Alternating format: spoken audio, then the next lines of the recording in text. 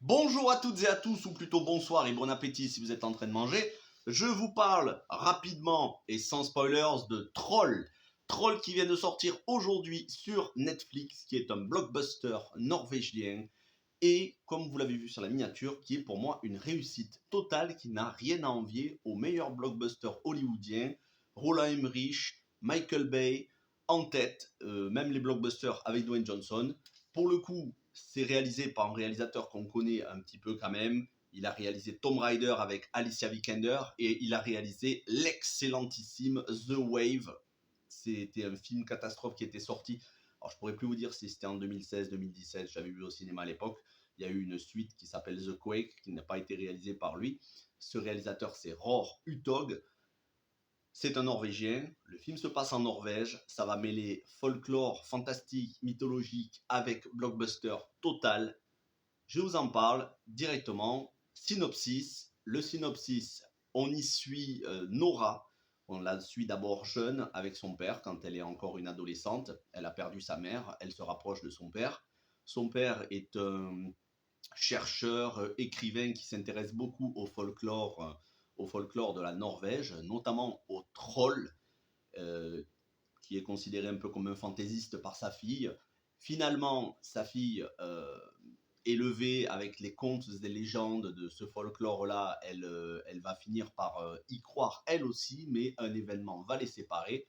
Et ensuite, 20 ans après, c'est-à-dire aujourd'hui, on la retrouve paléontologue.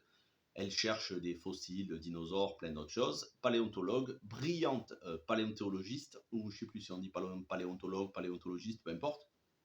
Et pendant ce temps-là, les militaires norvégiens sont en train de forer, de creuser un tunnel dans une montagne et ils vont réveiller un troll. Sauf que on est à l'ère moderne, personne ne croit plus aux légendes, tout le monde pense que c'est de la fantaisie, du folklore.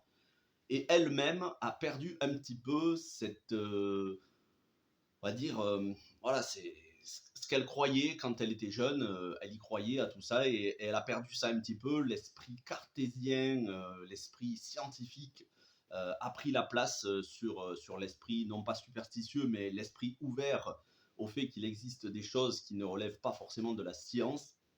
Et elle va être appelée par la première ministre norvégienne et son conseil de sécurité, puisque ils vont s'apercevoir, ils vont avoir une vidéo de gens qui étaient sur place où ils vont voir une créature. Alors ils la distinguent pas très bien et ils vont lui demander son expertise. Et elle va aller sur le terrain et elle va essayer de trouver des solutions jusqu'à s'apercevoir qu'il s'agit bel et bien d'un troll. Elle ne voudra pas en croire ses yeux, mais elle va le voir. Elle va finir par retrouver la trace de son père, avec qui elle n'a pas eu de contact depuis 20 ans, pour essayer de comprendre ce qui se passe, parce que son père est beaucoup plus au fait de ces choses-là. Elle va travailler pleinement, et même elle va se lier d'amitié avec le conseiller de la première ministre, ainsi qu'un capitaine de l'armée, qui sont tous deux, pareil, des gens plutôt ouverts d'esprit, qui lui font confiance. Elle va avoir des bâtons dans les roues de la part de l'état-major, de la part du conseil de sécurité, du gouvernement, mais elle va tout faire pour démontrer que l'incroyable existe. Et une fois qu'on a posé ce constat, ben, qu'est-ce qu'on fait quand un troll commence à tout détruire dans le pays? euh, D'où vient-il? Pourquoi est-il dans cet état-là de rage? Quelle solution? C'est un blockbuster qui peut faire penser à du San Andreas avec Dwayne Johnson. C'est un blockbuster qui va vous faire penser à Jurassic Park. Il y a même un clin d'œil, je vous laisserai découvrir dans le film. Il y a un clin d'œil évident à Jurassic Park. Quand vous l'aurez trouvé, vous me le direz dans les commentaires. Moi, ça m'a surtout fait penser à Independence Day. C'est la première chose qui m'est venue à l'esprit. Independence Day de Roland Emmerich. Même dans le discours du capitaine soldat à ses hommes, il y a énormément de références à tout le cinéma catastrophe de Roland Emmerich, que ce soit Le Jour d'après, ça se passe en Norvège, pays du nord de l'Europe où il fait plutôt froid. C'est toujours ce scientifique accompagné d'autres personnes, la figure du scientifique qui va donner un petit peu là-dedans de raison à tout le monde et surtout qui va faire ouvrir les yeux aux dirigeants. Les dirigeants dans ce film, notamment la ministre norvégienne, ça fait penser à tous les dirigeants qu'on a tous les présidents qu'on peut avoir dans les blockbusters hollywoodiens. Bref, énormément de références, surtout une référence à Godzilla, qui est une référence évidente. On pourrait dire King Kong, mais c'est surtout Godzilla, les deux Godzilla, trois Godzilla qu'on a eu ces dernières années, donc du Monsterverse, les Godzilla de Universal. Ça fait vraiment penser à ça. Toute proportion gardée, parce que le troll n'est pas non plus, voilà, il fait pas la taille de Godzilla, et on sent qu'il va pas ravager l'humanité à lui tout seul. Si on lui met une bombe nucléaire sur la tronche, il est fini. Sauf que, voilà, ils vont pas mettre une bombe nucléaire en pleine Norvège, donc ils vont essayer par tous les moyens possibles, parfois en échouant au début, ils vont essayer de lui barrer la route et de le mettre hors d'état de nuire, jusqu'à ce que cette scientifique, qui va finir par être rejetée, c'est toujours pareil, c'est la même chose, c'est toujours la même chose dans les films. Quand la scientifique est sur la bonne piste, elle essaye de faire prendre conscience aux politiques qui rejettent pour trouver une solution plus radicale, plus militaire, et le scientifique et son groupe, de leur côté, essayent de trouver une solution plus pacifique, qui fasse moins de dégâts. Alors, oui, on est sur l'archétype du blockbuster hollywoodien, mais de toute façon, c'est ce à quoi il fallait s'attendre. Il ne fallait pas s'attendre à un film qui soit un film d'auteur, qui soit beaucoup plus dans le psychologique, voire dans le surnaturel. C'était pas du tout ça. Si vous voulez ça, il faut aller du côté de la fantasy, dans des films qui soient beaucoup plus dans le fantastique ou dans le surnaturel psychologique à petit budget. Et il y a des séries norvégiennes comme ça. Je pense à la série George Scott, qui est une très bonne série, mais assez lente. Ici, c'est pas du tout le but. Ici, c'est de faire un spectacle total avec de la destruction massive. Et de ce point de vue-là, c'est une réussite. C'est extrêmement divertissant. Il y a de l'humour, mais pas un humour stupide, un humour bien dosé, juste au bon moment. Ça ne désamorce pas les situations dramatiques. Les personnages sont attachants. Alors, vous m'excuserez les noms, parce que comme c'est des Norvégiens, j'ai pas forcément tout retenu entre les Lars, les Linden, tous les noms norvégiens. Honnêtement, j'ai du mal à retenir. Je sais que l'actrice, je l'avais vue dans une série Netflix, Blood Ride, dont j'avais fait la critique sur la chaîne. J'attends toujours la saison 2. J'espère qu'il y en aura une un jour. Petite série horrifique, anthologique, un épisode, une histoire. Elle jouait dans un des épisodes. Elle ressemble beaucoup à Ashley Johnson, l'actrice qui joue Ellie dans The Last of Us, dans les jeux. Ashley Johnson, il me semble qu'elle avait joué dans Blind Spot. La ressemblance est grande, mais c'est pas la même actrice. Mais voilà à quoi elle ressemble. Elle joue très très bien. Encore une fois, si on ne sait pas que c'est un film norvégien qui se passe en Norvège, on pourrait croire que c'est un film américain, sauf qu'à mon avis, il a coûté beaucoup moins cher qu'un gros blockbuster à la Dwayne Johnson, du style Rampage, à 200 millions de dollars ou presque. Pour autant, les effets spéciaux sont extrêmement bien réalisés. Comme je vous disais, c'est très bien dosé entre destruction massive et humour.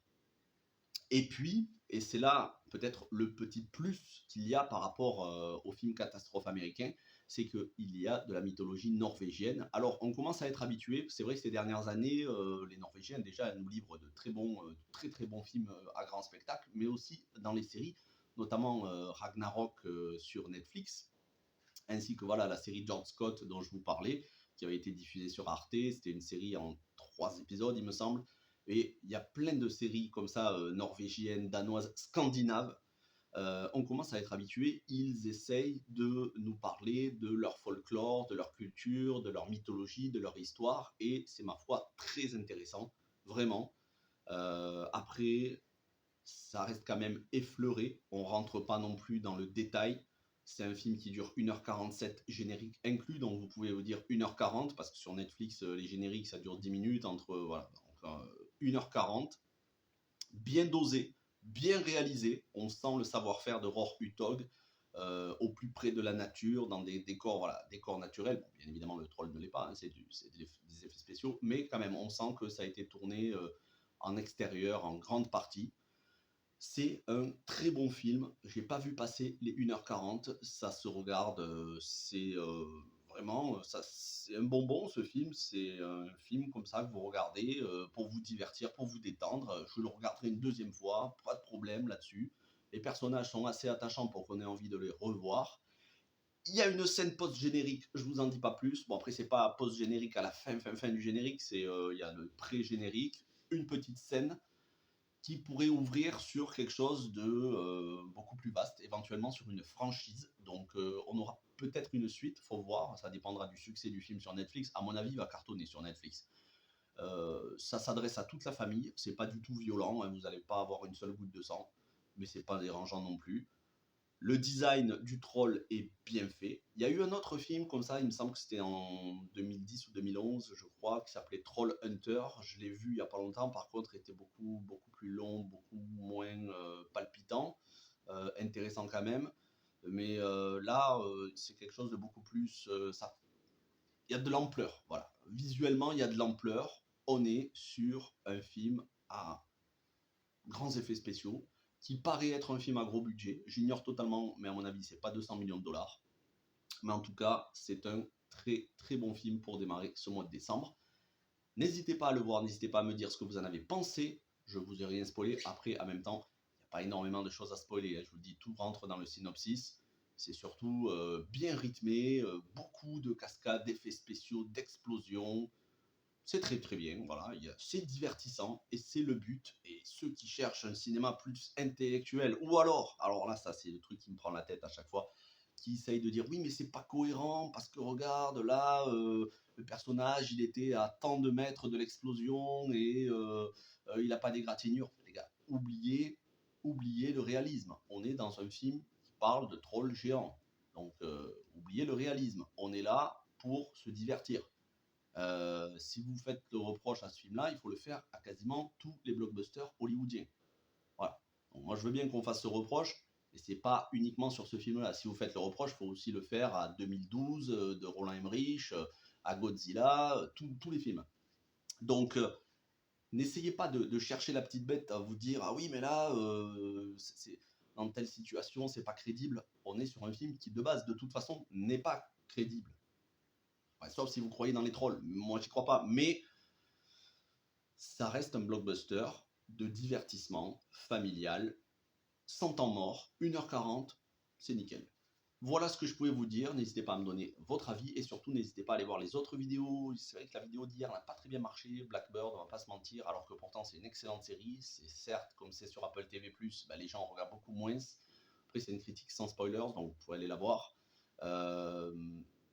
J'ai fait aussi la critique sur Foundation. Pour le coup, ça m'avait demandé beaucoup plus de boulot. Ça m'avait demandé pas mal de travail d'écriture, réécriture. Donc n'hésitez pas à aller la voir.